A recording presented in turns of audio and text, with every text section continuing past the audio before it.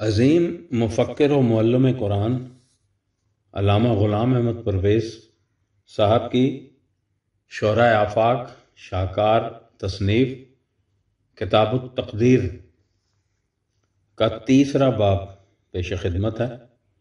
بسم اللہ الرحمن الرحیم۔ انسان،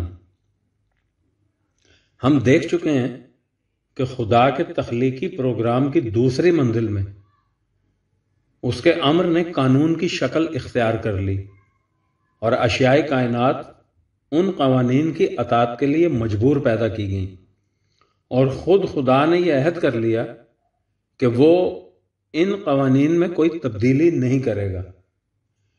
یہ عالم تخلیق کا بہت بڑا انقلاب تھا، لیکن اس سے بھی بڑا انقلاب ایک اور تھا، اور وہ تھا انسان کی تخلیق۔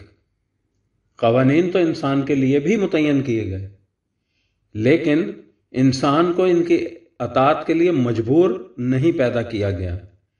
اسے اختیار دیا گیا کہ وہ چاہے تو ان قوانین کے مطابق زندگی بسر کرے اور چاہے تو ان سے سرکشی برت لے۔ آپ غور کیجئے کہ یہ خدا کے تخلیقی پروگرام میں کتنا عظیم انقلاب تھا۔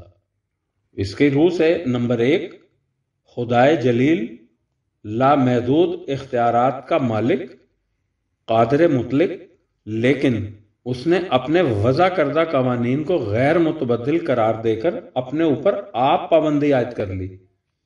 نمبر 2، اشیاء کائنات ان قوانین کی اطاعت کے لیے مجبور پیدا کی گئیں۔ اور 3، انسان کو صاحب اختیار و ارادہ پیدا کیا گیا۔ انسان کے صاحب اختیار و ارادہ ہونے سے مراد مجبور کے سامنے صرف ایک راستہ ہوتا ہے جس پر اسے طوعاً و کرہن چلنا ہوتا ہے، لیکن صاحب اختیار اسے کہتے ہیں جس کے سامنے ایک سے زیادہ ممکنات یعنی پاسبلٹیز ہوں، اور اسے اس کا اختیار ہو کہ وہ ان میں سے جون سا راستہ جی چاہے اختیار کر لے۔ اسے حق انتخاب یا چوائس کہا جاتا ہے۔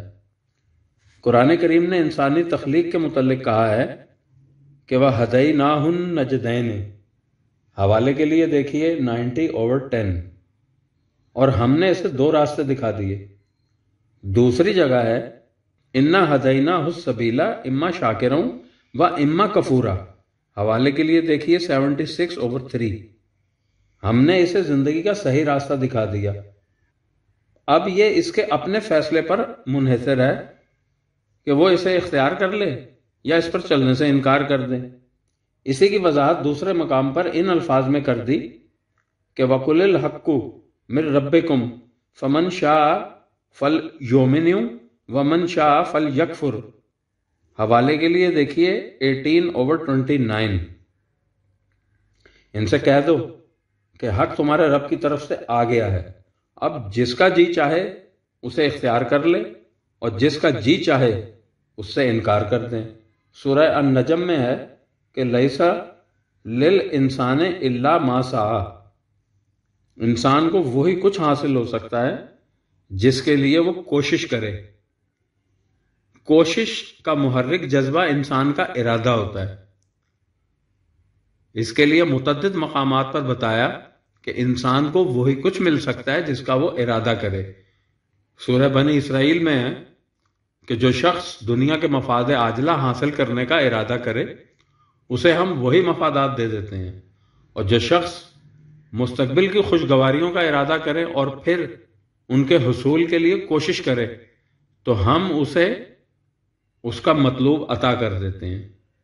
یہ جہان صحیح و عمل ہے، جو جس میدان میں کوشش کرتا ہے اس میں آگے بڑھتا چلا جاتا ہے۔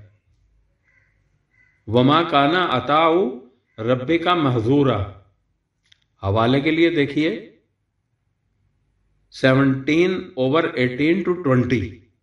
ہم نے اپنی بخشائشوں کے راستے میں بند نہیں لگا دیے، وہ سب کے لیے کھلی ہیں، جس کا جی چاہے اپنی صحیح و عمل سے انہیں حاصل کر لے۔ سورہ النساء میں ہے من کانا یرید ثواب الدنیا فعند اللہ ثواب الدنیا والآخرت، جو قریبی مفادات حاصل کرنے کا ارادہ کرتا ہے تو اس سے کہہ دو کہ خدا کیا قریبی مفادات بھی ہیں اور مستقبل کی خوشگواریاں بھی.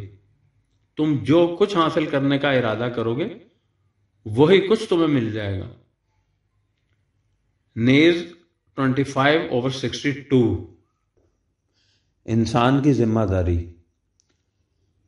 جیسا کہ آئندہ باب مکافات عمل میں تفصیلاً بتایا جائے گا کہ انسان کو اس کے تمام اعمال کا ذمہ دار ٹھہرایا گیا ہے، اور اس کی یہی وہ ذمہ داری ہے جس کی وجہ سے اس کے اعمال کے نتائج اس کے سامنے آتے ہیں. اعمال کی جزا و سزا کا سارا نظام اسی محور کے گرد گردش کرتا ہے کہ انسان اپنے اعمال کا ذمہ دار ہے، اور یہ ظاہر ہے کہ کسی کام کا ذمہ دار وہی قرار پا سکتا ہے جو اسے اپنے اختیار و ارادہ سے سر انجام دے. جس سے مجبوراً کوئی کام کرایا جائے اسے اس کا ذمہ دار ٹھہرایا ہی نہیں جا سکتا. اس بنا پر قرآن کریم نے واضح کر دیا ہے کہ مجبور اور صاحب اختیار و ارادہ دونوں کبھی برابر نہیں ہو سکتے. حوالہ کے لیے دیکھیے سورت نمبر 16 آیت نمبر 75-76. یہی وجہ ہے جو اس نے کہا ہے کہ اگر کسی سے کفر کا بھی کوئی کام جبراً کرایا جائے تو اس سے اس کا مواخذہ نہیں ہوگا. مواخذہ اسی عمل کا ہوگا جو اپنے اختیار و ارادہ سے کیا جائے. حوالے کے لیے دیکھیے 16 نمبر سورت کی 106 نمبر آیت. دوسری جگہ ہے کہ لیسا علیکم جناح فیما اخطأتم بہ ولکن ما تعمدت قلوبکم. حوالہ کے لیے دیکھیے سورہ احزاب کی آیت نمبر 5. اگر تم سے بھول چوک سے کوئی غلطی ہو جائے تو اس کا کچھ مذائقہ نہیں، گرفت اس کی ہوگی جس میں تمہارے دل کا ارادہ شامل ہو. یہی اصول اس نے دنیاوی قانون عدل کے سلسلے میں بھی متعین کیا ہے، جس کی روح سے اس نے قتل عمد اور قتل خطا میں فرق کیا ہے اور دونوں کی سزائیں الگ الگ تجویز کی ہیں. قتل عمد کی سزا سخت اور قتل خطا کی نرم. حوالہ کے لیے دیکھیے سورہ النساء کی آیت 92.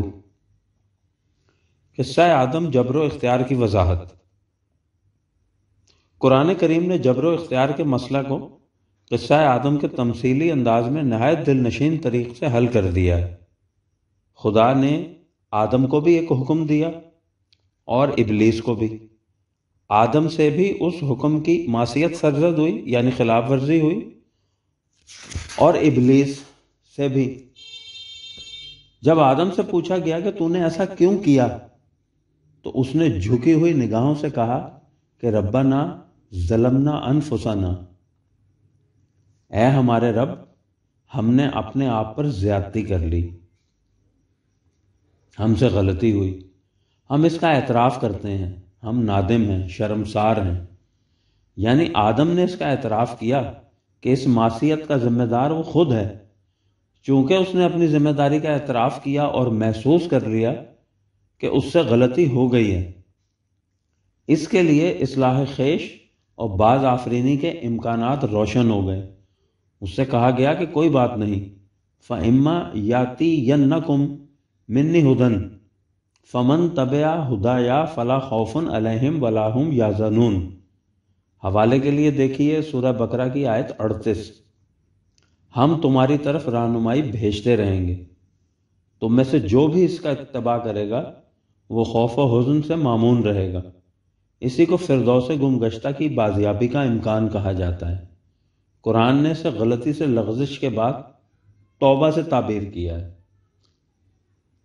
حوالے کے لیے دیکھیے سورت نمبر 16 آیت نمبر 119. اس کے برعکس جب ابلیس سے یہی سوال کیا گیا کہ تم نے حکم خداوندی سے سرتابی کیوں برتی ہے تو اس نے خدا سے کہا کہ میں نے سرتابی کیسے برتی ہے، اغویتنی، تو نے مجھے گمراہ کیا ہے. حوالے کے لیے دیکھیے 15/39 اور 7/16. میں تو بندہ مجبور ہوں، مجھے نہ اطاعت کا اختیار ہے نہ معصیت کا. یہاں سب کچھ تیرے حکم سے ہوتا ہے، تو نہ چاہتا تو میں سرکشی کس طرح کر سکتا تھا؟ چنانچہ جب ابلیس نے اپنے عمل کی ذمہ داری قبول کرنے سے انکار کر دیا تو اس سے کہہ دیا گیا کہ تجھ میں اصلاح خیش اور باز آفرینی کا امکان ہی نہیں، فَإِنَّكَ رَجِيمٌ، تو اپنی باز آفرینی کے امکانات سے بہت دور چلا گیا، تو مذعوم و مدحور ہے، دھتکارا ہوا، ذلیل و خوار، ابدی مایوسی تیرا مقدر ہے۔ ابلیس کے معنی ہی مایوس کے ہیں، یعنی جو اپنے آپ کو مجبور سمجھتا ہے وہ اپنی حالت میں تبدیلی کیسے کر سکتا ہے؟ یہی اس کی ابدی مایوسی کی دلیل ہے۔ کفار و مشرکین کی روش۔ قرآن کریم نے بتایا ہے کہ ابلیس نے جو کچھ کہا تھا کہ اگر تو نہ چاہتا تو میں معصیت شیار کیسے ہو جاتا، یہی روش دنیا میں کفار اور مشرکین کی ہوتی ہے۔ وہ بھی اپنے اعمال کا ذمہ دار اپنے آپ کو قرار نہیں دیتے، بلکہ کہتے ہیں کہ اگر خدا کی مشیت میں ایسا نہ ہوتا تو ہم کفر و شرک کی روش کیسے اختیار کر سکتے تھے؟ یہاں جو کچھ ہوتا ہے خدا کی مرضی سے ہوتا ہے۔ سورہ انعام میں ہے سَيَقُولُ الَّذِينَ أَشْرَكُوا لَوْ شَاءَ اللَّهُ مَا أَشْرَكْنَا وَلَا آبَاؤُنَا۔ حوالہ کے لیے دیکھیے 6 نمبر سورت کی 148 نمبر آیت۔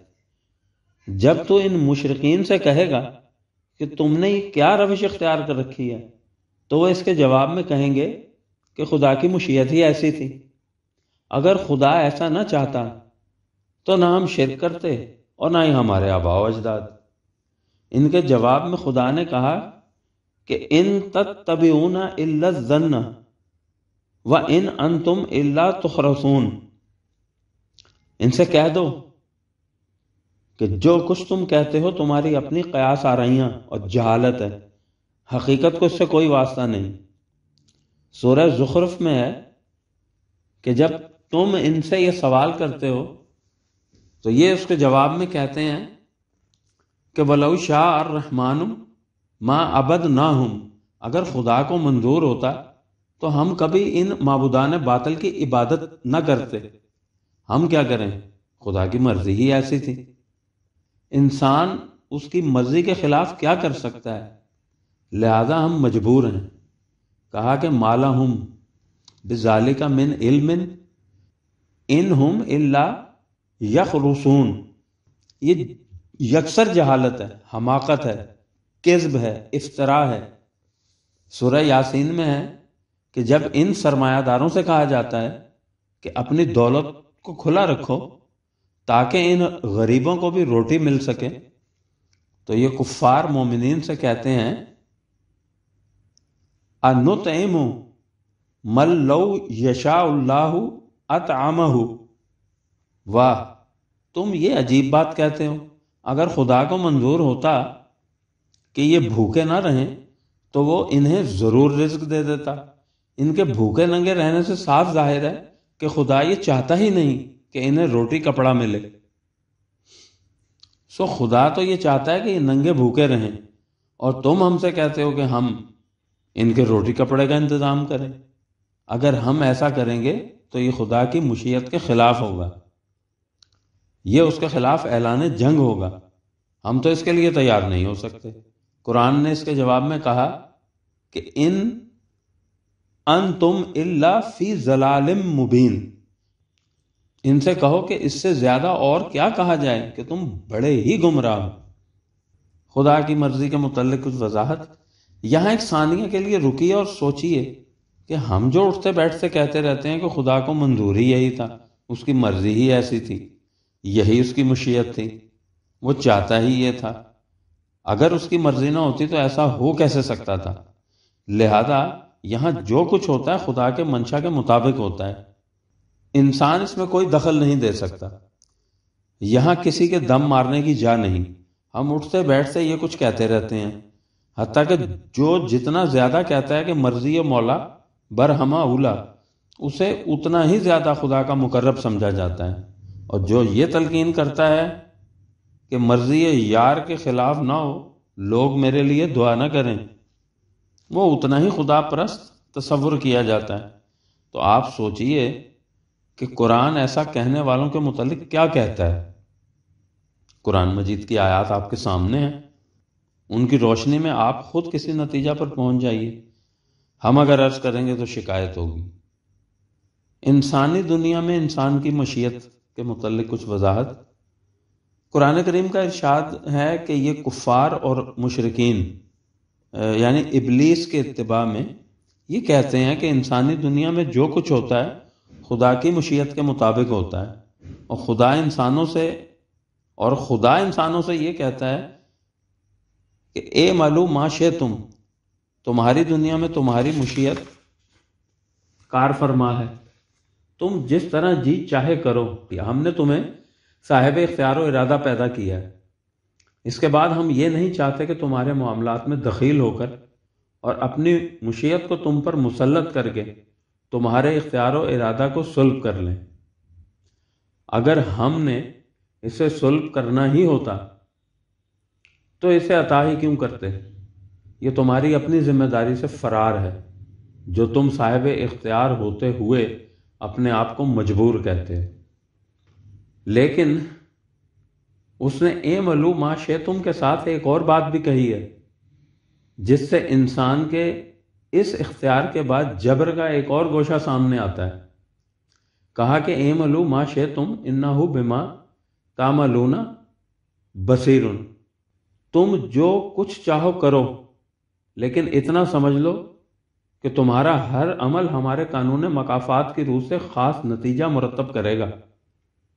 تمہیں اس کا تو اختیار ہے کہ تم جو کام جی چاہے کرو، لیکن جب تم سے ایک عمل سرزد ہو گیا تو اس کے بعد تمہیں اس پر اختیار نہیں رہے گا کہ تم اس کے نتیجہ کو روک لو یا اس میں تبدیلی پیدا کر دو۔ یہ چیز تمہارے حیطہ اختیار سے باہر ہوگی۔ دو راستوں میں سے کسی ایک راستے پر چلنے کا تمہیں اختیار ہے، لیکن تمہیں اس کا اختیار نہیں کہ تم راستہ تو مثلا الف اختیار کرو اور چاہو کہ اس سے پہنچ جاؤ اس منزل پر جس کی طرف دوسرا راستہ یعنی بے لے جاتا ہے۔ جیسا کہ پہلے بھی لکھا جا چکا ہے، تمہیں اس کا تو اختیار ہے کہ تم سنکیا پھانک لو یا مصری کی ڈلی کھاؤ، لیکن تمہیں اس پر اختیار نہیں کہ تم کھاؤ تو سنکھیا اور اس سے نتیجہ پیدا کر لو مصری کی ڈلی کا۔ ہم نے تمہارے ہر کام کا نتیجہ مرتب کرنے کے لیے قانون متعین کر رکھا ہے۔ جس قسم کا کام تم کرتے ہو اسی کے مطابق ہمارا قانون تم پر منطبق ہو جاتا ہے تاکہ اس کام کا متعین نتیجہ مرتب ہو جائے۔ پہل کرنا، انیشیٹو تمہارے ہاتھ میں ہے، ہمارا قانون تمہارے پیچھے پیچھے چلتا رہے۔ جیسا انسان خود ہو جائے اس قسم کا قانون اس پر منطبق ہوگا۔ قرآن کریم نے اس حقیقت کو متعدد مقامات پر واضح کیا ہے۔ بنی اسرائیل کی بے راہ رویوں کا ذکر کرتے ہوئے کہا کہ وَإِذْ قَالَ مُوسَىٰ لِقَوْمِهِ يَا قَوْمِ لِمَ تُؤْذُونَنِي وَقَدْ تَعْلَمُونَ إِنِّي رَسُولُ اللَّهِ إِلَيْكُمْ فَلَمَّا زَاغُوا أَزَاغَ اللَّهُ قُلُوبَهُمْ وَاللَّهُ لَا يَهْدِي الْقَوْمَ الْفَاسِقِينَ۔ جب انہوں نے ٹیڑھی راہیں اختیار کر لیں تو خدا کے قانون مکافات نے ان کے دل ٹیڑھے کر دیے۔ ان سے کہا گیا کہ اب خدا کا آخری رسول آ گیا ہے، تم اس کا ساتھ دو گے تو تمہاری ذلت و خواری کی سزا کی مدت ختم ہو جائے گی۔ لیکن عسیٰ ربکم ان یرحمکم وان عدتم عدنا وجعلنا جہنم للکافرین حصیرا۔ اگر تم پھر اپنی سابقہ روش کی طرف پلٹ گئے تو ہم بھی اپنی سابقہ روش کی طرف پلٹ جائیں گے اور تم اسی عذاب میں پھر ماخوذ ہو جاؤ گے۔ ہمارا قانون یہ ہے کہ یؤفک عنہ من افک، جو صحیح راستے سے اپنا رخ موڑ لیتا ہے ہم اس کا رخ اسی طرف کر دیتے ہیں۔ سورہ توبہ میں ہے کہ وَإِذَا مَا أُنزِلَتْ سُورَةٌ نَظَرَ بَعْضُهُمْ إِلَى بَعْضٍ هَلْ يَرَاؤُكُمْ مِنْ أَحَدٍ ثُمَّ انصرفوا صرف اللَّهُ قُلُوبَهُمْ بِأَنَّهُمْ قَوْمٌ لَا یفقہون، پھر وہ جب صحیح راستے سے پھر گئے تو اللہ نے بھی ان کے دلوں کو پھیر دیا۔ سورہ النساء میں ہے کہ جو لوگ رسول صلی اللہ علیہ وسلم کا اتباع اور مومنین کا راستہ چھوڑ کر کوئی دوسرا راستہ اختیار کر لیتے ہیں تو نولیہ ما تولی، تو جن کی راہ وہ اختیار کر لیتے ہیں ہم بھی انہیں انہی کے ساتھ ملا دیتے ہیں۔ اس کے برعکس فاذکرونی اذکرکم، جو ہمیں یاد رکھتا ہے ہم بھی اسے یاد رکھتے ہیں، جو ہمارے دین کے شرف و مجد کے لیے کوشش کرتا ہے ہم بھی اسے صاحب شرف و مجد بنا دیتے ہیں۔ ان تنصر اللہ ینصرکم، جو ہماری مدد کرتا ہے ہم بھی اس کی مدد کرتے ہیں۔ تصریحات بالا سے آپ نے دیکھ لیا کہ انسان جو راستہ اپنے لیے تجویز کرتا ہے اس کے مطابق خدا کا قانون اس پر منطبق ہو جاتا ہے۔ اقبال نے اس حقیقت کبریٰ کو نہایت حسین اور بلیغ انداز میں بیان کیا ہے جب تقدیر کے متعلق بات کرتے ہوئے کہا ہے کہ حرف باریکش برمز مضمر است، تو اگر دیگر شوی او دیگر است، خاک شو نظر ہوا سازت ترا، سنگ شو بر شیشہ اندازت ترا، شبنمی افتندگی تقدیر تست، قلزمی پائندگی تقدیر تست۔ قرآن کریم ہمیں یہ بھی بتاتا ہے کہ جو قانون افراد پر منطبق ہوتا ہے اسی کے مطابق قوموں کی تقدیر بھی بدلتی رہتی ہے۔ یعنی کوئی قوم جس قسم کی نفسیاتی تبدیلی اپنے اندر پیدا کرتی ہے اسی کے مطابق اس کی خارجی حالت میں تبدیلی واقع ہو جاتی ہے۔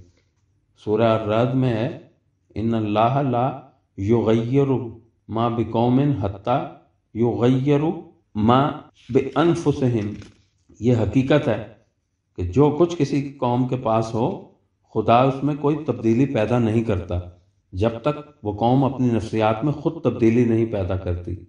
یعنی افراد کی طرح اقوام کے عروج و زوال اور موت و حیات کے لیے بھی خدا کے قوانین مقرر ہیں۔ کوئی قوم جس قسم کی روش اختیار کر لیتی ہے اسی قسم کا خدا کا قانون اس پر منطبق ہو جاتا ہے اور اس قوم کی روش کا نتیجہ مرتب کر دیتا ہے۔ تفصیل اس اجمال کی 6 باب میں ملے گی جس کا تعلق قوموں کے عروج و زوال سے ہے۔ لفظ تقدیر کی کچھ مزید وضاحت۔ تصریحات بالا سے تقدیر کا مفہوم واضح ہو گیا ہوگا۔ لفظ تقدیر کے صحیح مفہوم کے متعلق جو کچھ پہلے لکھا گیا ہے اسے ایک بار پھر سامنے لائیے۔ سورہ انعام میں ہے وَجَعَلَ اللَّيْلَ سَكَنًا وَالشَّمْسَ وَالْقَمَرَ حُسْبَانًا ذَلِكَ تَقْدِيرُ الْعَزِيزِ الْعَلِيمِ، خدا نے رات کو آرام کے لیے اور سورج اور چاند کو وقت کے حساب و شمار کا ذریعہ بنایا ہے۔ یہ خدائے عزیز و علیم کی تقدیر ہے۔ ظاہر ہے کہ اسے ہم دوسرے لفظوں میں یوں کہیں گے کہ یہ خدا کا مقرر کردہ قانون ہے۔ اسی طرح سورہ یاسین میں وَالشَّمْسُ تَجْرِی لِمُسْتَقَرٍ لَہَا ذَلِکَ تَقْدِیرُ الْعَزِیزِ الْعَلِیم، اور سورج اپنے مستقر کی طرف چلا جا رہا ہے، یہ خدائے عزیز و علیم کی تقدیر ہے۔ تیسری جگہ ہے وَزَيَّنَّا السَّمَاءَ الدُّنْيَا بِمَصَابِيحَ وَحِفْظًا ذَلِکَ تَقْدِیرُ الْعَزِیزِ الْعَلِیم، اور ہم نے تمہاری قریبی فضا میں جگمگاتے چراغ یعنی ستارے روشن کر دیے اور انہیں تمہاری حفاظت کا ذریعہ بھی بنایا۔ یہ خدائے عزیز و علیم کی تقدیر ہے۔ اجمالاً سورہ فرقان میں ہے وَخَلَقَ كُلَّ شَيْءٍ فَقَدَّرَهُ تَقْدِیرًا، اس نے ہر شے کو پیدا کیا اور پھر ان کے لیے تقدیر مقرر کر دی۔ یہاں بھی تقدیر سے مراد خدا کے مقرر کردہ قوانین ہیں۔ سورہ الدہر میں جنت کے آب خوروں کے متعلق ہے قواریر من فضة قدروها تقدیرا، یہ آب خورے چمکدار چاندی کے ہوں گے اور انہیں خاص پیمانوں کے مطابق بنایا گیا ہوگا۔ قرآن کریم میں انہی مقامات پر تقدیر کا لفظ آیا ہے اور اس کے معنی بالکل واضح ہیں، یعنی خدا کے مقرر کردہ پیمانے۔ یا قوانین خداوندی جن کے مطابق یہ کارگاہ کائنات سرگرم عمل ہے۔ اس سے واضح ہے کہ جن معنوں میں یہ لفظ تقدیر ہمارے ہاں استعمال ہوتا ہے وہ اس کے قرآنی مفہوم کے بالکل خلاف ہے۔ انسان کی تقدیر، اس کی تقدیر، میری تقدیر، یہ سب غلط ہے۔ تقدیر تو صرف خدا کی ہے، یعنی قانون خداوندی۔ لہذا انسانوں کی صورت میں ہم یہ کہیں گے کہ تقدیر خدا کا وہ قانون ہے جو انسان کی حالت کے مطابق اس پر وارد ہو جاتا ہے۔ جس قسم کی روش انسان اختیار کر لے اس قسم کی خدا کی تقدیر یعنی خدا کا قانون اس پر منطبق ہو جاتا ہے۔ جو شخص آگ میں انگلی ڈالتا ہے خدا کی یہ تقدیر اس پر وارد ہو جاتی ہے کہ وہ جلن اور سوزش کی تکلیف میں مبتلا ہو، اور جب وہ اس پر مرہم لگا لیتا ہے تو خدا کی یہ تقدیر اس پر منطبق ہو جاتی ہے کہ اسے راحت اور سکون حاصل ہو جائے۔ یہی وہ حقیقت ہے جسے اقبال نے ان بصیرت افروز الفاظ میں بیان کیا ہے کہ غرض یک تقدیر خوں گردد جگر، خواہ از حق حکم تقدیر دگر۔ تو اگر تقدیر نو خواہی رواست، زاں کے تقدیرات حق لا انتہاست۔ حضرت عمر فاروق رضی اللہ تعالیٰ عنہ کی تصریح اسی حقیقت کی وضاحت حضرت عمر رضی اللہ تعالیٰ عنہ کا وہ واقعہ کرتا ہے کہ جب ایک جگہ طاعون پھیلا تو آپ نے کہا کہ اس بستی کو چھوڑ کر جنگل میں چلے جانا چاہیے۔ اس پر حضرت ابو عبیدہ رضی اللہ تعالیٰ عنہ نے کہا کہ افرارم من قدر اللہ، کیا آپ خدا کی تقدیر سے بھاگنا چاہتے ہیں؟ آپ نے جواب دیا کہ نعم، ہاں۔ افرا من قضاء اللہ الی قضاء اللہ، میں خدا کی ایک تقدیر سے بھاگ کر دوسری تقدیر کی طرف جانا چاہتا ہوں۔ طاعون زدہ علاقہ میں رہ کر اور اس طرح اس کی متعدی فضا سے متاثر ہو کر طاعون میں مبتلا ہو جانا، یہ بھی خدا کی تقدیر یعنی قانون خداوندی کے مطابق ہوتا ہے۔ اور اس جگہ کو چھوڑ کر صاف فضا میں چلے جانا اور یوں اس خطرہ سے محفوظ ہو جانا، یہ بھی خدا کی تقدیر یعنی قانون خداوندی کے مطابق ہوتا ہے۔ اب یہ چیز انسان کے اپنے اختیار کی ہے کہ وہ خدا کی کون سی تقدیر اپنے اوپر وارد کرانا چاہتا ہے۔ وہ جو اقبال نے کہا ہے کہ خودی کو کر بلند اتنا کہ ہر تقدیر سے پہلے خدا بندے سے خود پوچھے بتا تیری رضا کیا ہے، تو اس کا بھی یہی مطلب ہے کہ جس شخص کا ارادہ مستحکم ہوتا ہے وہ اپنی روش کو اپنی مرضی کے مطابق بدلتا ہے، اور چونکہ جس قسم کی اس کی روش ہوگی اسی قسم کی خدا کی تقدیر اس پر وارد ہوگی۔ اس لیے مستحکم ارادوں کا مالک انسان اپنی مرضی کے مطابق خدا کی تقدیر اپنے اوپر وارد کراتا ہے۔ اس کے برعکس کمزور ارادے کہ انسان کی روش خارجی اثرات کے مطابق بدلتی رہتی ہے، اس لیے یہ اس کے اختیار کی بات نہیں ہوتی کہ خدا کی کس قسم کی تقدیر یعنی کون سا قانون خداوندی اس پر وارد ہو۔ بالفاظ دیگر وہ نباتات و جمادات کی طرح مجبور ہوتا ہے، فی الحاظہ تقدیر کے تابع رہتا ہے، اور صاحب عزم صمیم تقدیر کو اپنی مرضی کے تابع رکھتا ہے۔ تو اگر دیگر شوی او دیگر است، یہ ہے تقدیر کا قرآنی مفہوم۔ یہ مفہوم اس مفہوم میں کیسے تبدیل ہو گیا جو اب ہمارے ہاں لیا جاتا ہے، اسے آگے چل کر بیان کیا جائے گا، جہاں بتایا جائے گا کہ قرآن کا عطا کردہ دین کس طرح مذہب میں بدل گیا۔ یہ وہ بنیادی تبدیلی تھی جس سے خدا، کائنات اور انسان کے متعلق دین کے تصورات مذہب کے تصورات میں بدلے گئے۔ اس سے خدا قانون کے مطابق حکومت کرنے والے صاحب اقتدار کی بجائے ایک مطلق العنان ڈکٹیٹر کی شکل اختیار کر گیا، اور انسان صاحب اختیار و ارادہ مخلوق کی بجائے تقدیر کی زنجیروں میں جکڑا ہوا قیدی بنا دیا گیا، اور مذہبی پیشوا اس جیل خانے کے داروغے بن گئے۔ یہ داستان ہے بڑی علم انگیز اور یہ حدیث ہے بڑی دلگداز، لیکن اس کے بیان کرنے کا موقع آگے چل کر آئے گا۔ عقیدہ جبر کے سلسلے میں ایک اصولی بحث۔ دین کے مذہب میں تبدیل ہو جانے سے انسان کو مجبور تصور کرنے والے یعنی عقیدہ جبر کے مؤید قرآن کریم کی بعض آیات سے بھی اپنے عقیدے کی تائید میں دلیل پیش کرتے ہیں۔ ان آیات کے متعلق آئندہ ابواب میں تفصیلی گفتگو کی جائے گی، لیکن اس سلسلے میں جو اصولی بحث چھیڑی جاتی ہے مناسب معلوم ہوتا ہے کہ اسے اس مقام پر سامنے لے آیا جائے تاکہ اصولی حیثیت سے بات یہیں واضح ہو جائے۔ کہا یہ جاتا ہے کہ خدا نے کہا ہے وما تدری نفس ما ذا تکسب غدن، حوالہ کے لیے دیکھیے 31 نمبر سورت کی 34 نمبر آیت۔ کوئی شخص نہیں جانتا کہ وہ کل کیا کرے گا، وہ نہیں جانتا کہ اس کی موت کہاں واقع ہوگی۔ اس آیت کے حوالے کے لیے دیکھیے سورہ نمبر 18 کی آیت نمبر 23۔ اور نمبر 2، خدا نے اپنے متعلق کہا ہے یعلم ما بین ایدیہم وما خلفہم، سورہ بقرہ کی 255 نمبر آیت اور دیگر مقامات بھی، یعنی خدا لوگوں کے حال سے بھی باخبر ہوتا ہے اور مستقبل سے بھی۔ پہلی آیت سے بھی یہ استدلال لیا جاتا ہے کہ جب انسان سب کچھ اپنے ارادے کے مطابق کرتا ہے تو اس کے لیے یہ متعین کرنا کیا مشکل ہے کہ وہ کل کیا کرے گا۔ یہ صورت تو اسی وقت پیدا ہو سکتی ہے جب انسان مجبور ہو، اس لیے وہ ایسا کہنے میں حق بجانب ہوگا کہ کیا جانوں کہ میں کل کیا کروں گا، جو کچھ مجھ سے کرایا جائے گا وہی کچھ میں کروں گا۔ یہ دلیل بنیادی طور پر غلط ہے۔ انسان بے شک صاحب اختیار و ارادہ ہے، لیکن اس کا اختیار لامحدود نہیں۔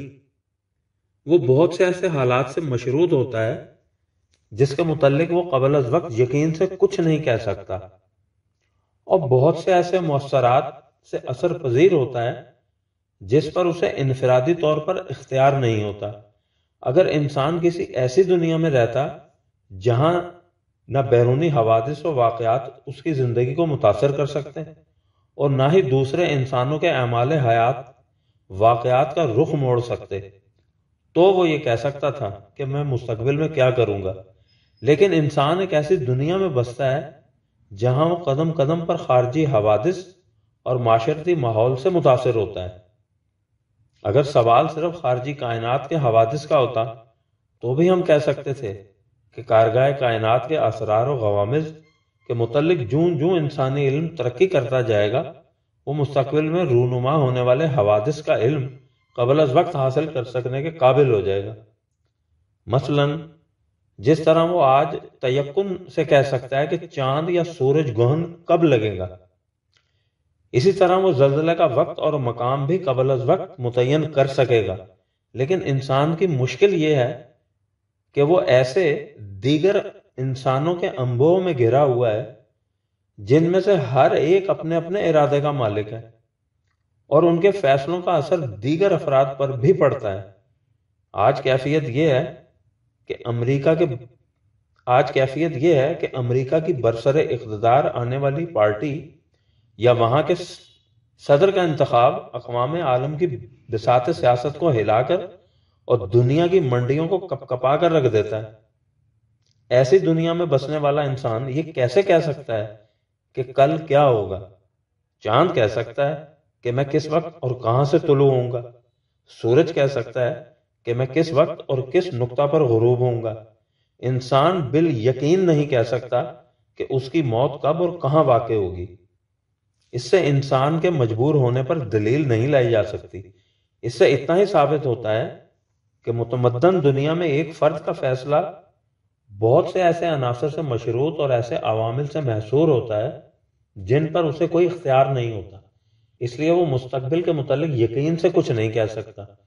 قرآن کریم نے جو غور و فکر اور عقل و شعور سے کام لینے کی اس قدر تاکید کی ہے، تو اس سے مقصود یہ ہے کہ انسان کسی بات کا فیصلہ کرنے سے پہلے تا بحد امکان احوال و ظروف کا اندازہ کر لے اور مختلف عناصر و عوامل کا جائزہ لے لے، لیکن وہ ایسا تا بحد امکان ہی کر سکتا ہے، حتم و یقین سے کچھ نہیں کہہ سکتا۔ اب آئیے دوسری دلیل کی طرف کہ خدا لوگوں کے حال سے بھی باخبر ہوتا ہے اور مستقبل سے بھی۔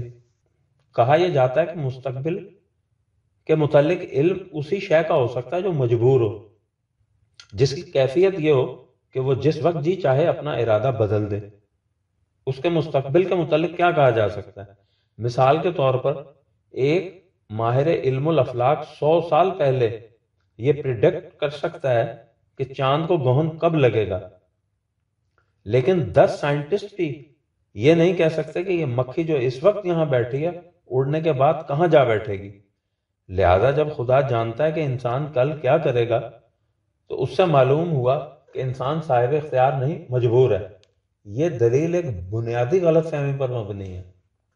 علم الہی کے مسئلے کا تعلق زمان یعنی ٹائم کے مسئلہ سے ہے، اور فلسفیانہ نقطہ نگاہ سے مسئلہ زمان از حد پیچیدہ اور مشکل ہے۔ جیسا کہ پیش لفظ میں کہا جا چکا ہے، میری کوشش یہ ہے کہ اس کتاب میں منطقیانہ اور موشگافیوں اور فلسفیانہ نکات آفرینیوں سے حتی الامکان اجتناب کیا جائے گا، اور ہر بات کو نہایت آسان اور سہل انداز میں پیش کیا جائے گا۔ بنا بری ہم مسئلہ زمان کی پیچیدگیوں میں الجھے بغیر اتنا کہنے پر اکتفا کرتے ہیں کہ انسانی علم اور علم خداوندی میں بنیادی فرق ہے۔ قرآن کریم نے اختلاف لیل و نہار یعنی رات کے بعد دن اور دن کے بعد رات کے آنے کو عظیم نشانیاں یعنی آیات قرار دیا ہے، اور گردش شمس و قمر کو حساب و شمار کا ذریعہ بنایا ہے۔ یہی وہ حساب و شمار ہے جس سے ہم وقت یعنی ٹائم کو ماضی، حال اور مستقبل میں تقسیم کر دیتے ہیں، ورنہ در حقیقت ماضی، حال اور مستقبل کا کوئی وجود نہیں۔ نیند میں جب ہم گردش لیل و نہار سے بے خبر ہو جاتے ہیں تو وقت کا احساس ہی باقی نہیں رہتا۔ برگسان کے الفاظ میں ماضی، حال اور مستقبل وہ گرہوں کے نشان ہیں جنہیں ہم نے محض بغرض سہولت وقت کے گز پر لگا رکھے ہیں۔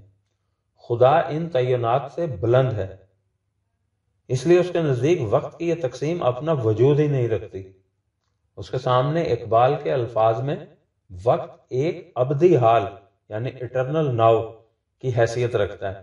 مشکل یہ ہے کہ ہم اس حقیقت کو مثال کے ذریعے بھی سمجھا نہیں سکتے، کیونکہ ہم اپنے ہوش و خرد میں ہوتے ہوئے وقت کے احساس سے بلند نہیں ہو سکتے۔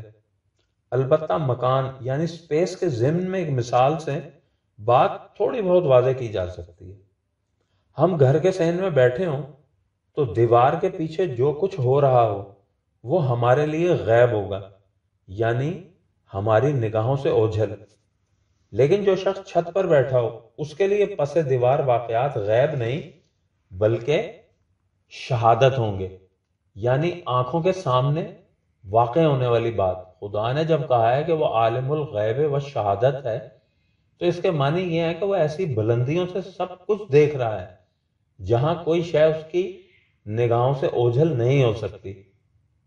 جسے تم غیب کہتے ہو اس کے نزدیک وہ بھی شہادت ہوتا ہے۔ جیسا کہ ابھی ابھی کہا جا چکا ہے، جب تک ہمارے ہوش و حواس قائم رہتے ہیں، جب تک ہم عقل و شعور سے کام لیتے ہیں، ہم ماضی، حال اور مستقبل کے امتیاز سے بالا نہیں ہو سکتے۔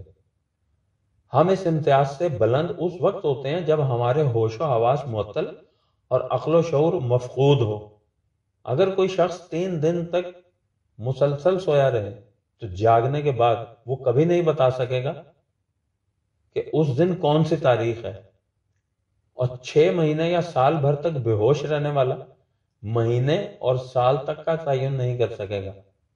غالب نے اس حقیقت کو بڑے اچھوتے انداز میں بیان کیا ہے جب کہا ہے کہ فردا و دئی کا تفرقہ یک بار مٹ گیا، کل تم گئے کہ ہم پہ قیامت گزر گئی۔ مختصراً ہم عقل و شعور سے بیگانہ ہونے کے بعد ماضی، حال اور مستقبل کے تعینات سے بالا ہوتے ہیں۔ اسے بالا نہیں بلکہ بے خبر کہنا زیادہ صحیح ہوگا، لیکن خدا اپنے کامل علم کے ساتھ ان تعینات سے بلند ہوتا ہے۔ اس کے سامنے ازل سے ابد تک کا زمانہ یعنی پریزنٹ کی حیثیت رکھتا ہے۔ پیش گوئیاں محض ظن و قیاس ہیں کے متعلق وضاحت۔ آسان ترین الفاظ میں بات سمجھنے کے لیے یوں کہیے کہ انسان ہر آن اپنا ارادہ اور فیصلہ بدلنے کا اختیار رکھتا ہے، لیکن خدا کو اس کا علم ہوتا ہے کہ وہ اپنا فیصلہ کیا بدلے گا۔ اس لیے انسان تو یہ نہیں کہہ سکتا کہ وہ کل کیا کرے گا، لیکن خدا اسے جانتا ہے۔ لہذا جو لوگ انسانوں کے مستقبل کے متعلق خبریں بتاتے یعنی پیش گوئیاں کرتے ہیں، وہ محض ظن و قیاس سے کام لیتے ہیں۔ جب انسان خود اپنے متعلق حتم و یقین سے نہیں کہہ سکتا کہ وہ کل کیا کرے گا، تو کوئی دوسرا انسان اس کے متعلق ایسا کس طرح کہہ سکتا ہے؟ انسانوں کے متعلق اس قسم کی خبریں دینے والوں سے کہیے کہ انسان تو بہت بڑی چیز ہے، وہ ذرا یہ بتائیں کہ یہ مکھی جو اس وقت یہاں بیٹھی ہے، اس کے بعد اڑ کر کہاں بیٹھے گی؟ آپ دیکھیں گے کہ ان کی ساری پیش گوئیاں دھری کی دھری رہ جائیں گی۔ جب کوئی شخص مکھی کے متعلق اس قسم کی پیش گوئی نہیں کر سکتا، تو صاحب ارادہ انسان کے متعلق خدا کے سوا کون کہہ سکتا ہے کہ وہ کل کیا کرے گا؟ تیرے مقام کو انجم شناس کیا جانے کہ خاک زندہ ہے تو تابع ستارہ نہیں۔ قرآن کہتا ہے کہ انسان کے دور طفولیت میں کاہن، منجم، رمال یہ دعویٰ کر کے کہ وہ آسمانوں کی خبریں لاتے ہیں، سادہ لو انسانوں کو اپنے دام تصویر میں گرفتار کر لیا کرتے تھے۔ لیکن نزول قرآن کے بعد کے دور میں جب انسانیت اپنے عہد شباب کو پہنچ رہی ہے، اس قسم کے دعوے کرنے والوں کو علم بارگاہ سے آتشیں کوڑے شہابر رسدن پڑیں گے۔ حوالہ کے لیے دیکھیے 72 نمبر سورت کی آیت نمبر 8-9۔ یہ دین اسلام کے دور کی باتیں تھیں۔ اس کے بعد جب دین مذہب میں تبدیل ہو گیا تو خود ہمارے ہاں بھی کہانوں یعنی پیش گوئیاں کرنے والوں، منجموں، رمالوں، فال نکالنے والوں کے افریتی لشکر دار آئے، اور وہ صاحب عزم و اختیار انسان جس نے اپنی تقدیر خود اپنے ہاتھ سے لکھنی تھی، اپنے ہاتھ دوسروں کو دکھا دکھا کر اپنی قسمت معلوم کرنے کے چکر میں پھنس گیا۔ اقبال کے الفاظ میں تن بتقدیر ہے آج ان کے عمل کا انداز، تھی نہاں جن کے ارادوں میں خدا کی تقدیر، تھا جو ناخوب بتدریج وہی خوب ہوا کہ غلامی میں بدل جاتا ہے قوموں کا ضمیر۔ تیسرا باب ختم ہوا۔